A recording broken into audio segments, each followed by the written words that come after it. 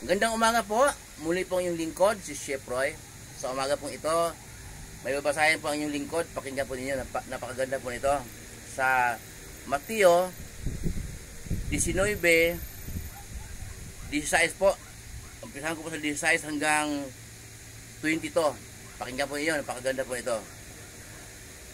May isa namang lalaking lumapit kay Jesus at nagtanong, Guro, anong mabuting bagay ang dapat kong gawin upang makamtam ko ang buhay na walang hanggang? Sumagot si Jesus, bakit mo ako tinatanong kung ano ang mabuti? Iisa lang ang mabuti. Ngunit kung nais mong magkamit ng buhay na walang hanggang, sundin mo ang mga utos ng Diyos. Sumagot po ang binata, alin po sa mga iyon? Tanong niya. Sumagot si Jesus, huwag kang papatay, huwag kang mangangalunya, huwag kang magnanakaw, huwag kang sasaksi ng walang katotohanan. Igalang mo ang iyong ama at ina at ibigin mo ang iyong kapwa gaya ng pag-ibig mo sa iyong sarili. Sinabi ng binata, sinunod ko na po yun. Ang lahat ng iyan, ano pa po ang dapat kong gawin? Ibig kong sabihin, ito po lang kung binatang ito mayaman, sinunod na pala po niya yung utos ni Moises. Kasi nga, binanggit na kasi pa ng Jesus na ganyan ang gagawin mo, huwag kang saksi ng walang katotohanan, huwag kang pumatay, huwag kang mangalunya, igalang mo yung ama't ina. Sabi ng binata, sinunod ko na po yun, ano pang dapat kong gawin?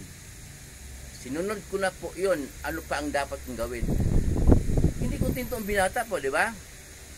Parang may kulang. Alam niya. Pero yung mga tagapagturo ng kautusan, yung mga eskriba, yan ang pinagpipilitan. Yung turo ni Moises, ligtas ka na pagka sinunod mo. Pero yung binatang ito, nagawa ko na po yun. Ano pa ang dapat kong gawin? Parang, parang pakiramdam niya, hindi siya kontento. Sinunod na po lang niya yon, pero ano pang dapat niyang gawin? Okay. Sumagot si Jesus, kung ibig mong maging ganap, ipagbili mo ang lahat ng iyong ari-arian at ipamahagi mo sa mga mahihirap at magkaroon ka ng kayamanan sa langit. Pagkatapos, bumalik ka at sumunod sa akin. Okay?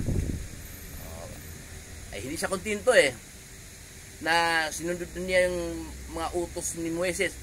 Kaya sinabi ni Jesus na kung gusto mo maging ganap, ipagbili mo ang iyong ari-arian at ipamahagi mo sa mga mahihirap at pinagbilhan. Pagkatapos bumalik ka at sumunod ka sa akin.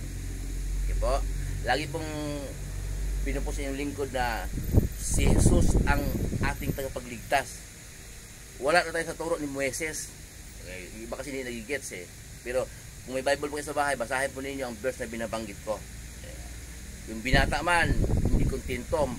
Alam niya na hindi sapat na sinunod niya ang mga utos ni Moises. Pero nung sinabi ni Jesus na ipagbili mo ang iyong ari-arian at imamimigay mo sa mga mahihirap at bumalik ka, sumunod ka sa akin. Okay? Pagkarinig ng binata, malungkot siyang umalis dahil napakayaman niya. Okay, yun lang po. Nung panahon pong yon, sinabi ni Jesus na pagbili mo ang iyong ari-arian, ang pinagbilhan, imamimigay mo sa mga mahirap, bumalik ka at sumunod ka sa akin. Bakit? Wala pa pong, hindi po ito nakasulat nung panahon na yun. Itong binabasa ko po, hindi pa ito nakasulat, kaya sumunod siya kay Jesus, dapat bumalik ka at sumunod ka sa akin para marinig ng binatang yun ang turo niya, ang turo ni Jesus. Kasi po yun ang gusto ng Diyos Ama na makapangyarihan sa lahat. Ang sundin natin ang turo ni Jesus. Mababasa po natin sa Mateo 17:5, tinig mo sa langit, sabi ng Diyos Ama, ito ang minamahal kong anak na lubos kong kinalulugdan, pakinggan ninyo siya. Napakalinaw po. Kaya sabi ng binata, parang hindi siya kontento sa mga utos ni Moises. Ano po ba ang dapat gawin? Yan, sabi ni Jesus, pagkatapos pagbili ang mga ari-arian mo, yung pinagbilhan, yung pamahagi mo sa mga mahihirap, bumalik ka at sumunod ka sa akin. Sa panahon natin ngayon po, wala na si Jesus. Tama ba? Umakyat sa langit. Paano ka makakabalik? sumunod kay Jesus. Ganoon din po. Pagkatapos ng, siyempre, pagkatapos ng lahat, mamahagi mo sa mga mahihirap, hindi ko sasabihan na lahat ng mayaman ganun. Hindi ko sasabi po, bumalik ka kay Jesus.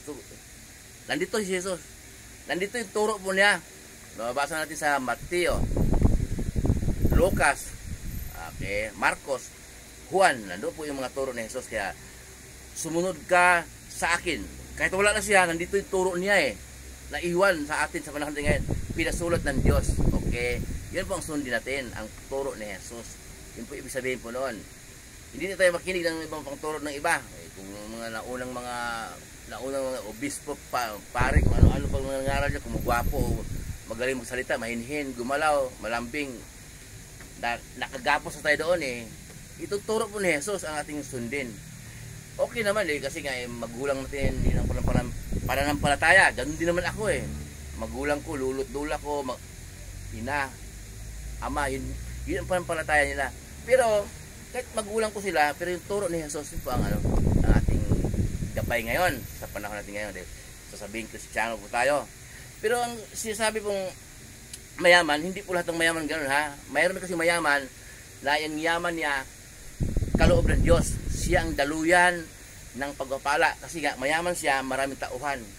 Ang mga tauhan na yan, nananalangin din naman para magkaroon ng work.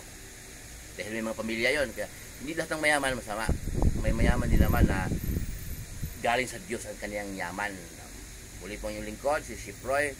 Pagpapalain po tayo ng Diyos. Ingatan kayo ng Diyos kahit saan po kayo pupunta. Manalangin po kayo bago kayo umalis.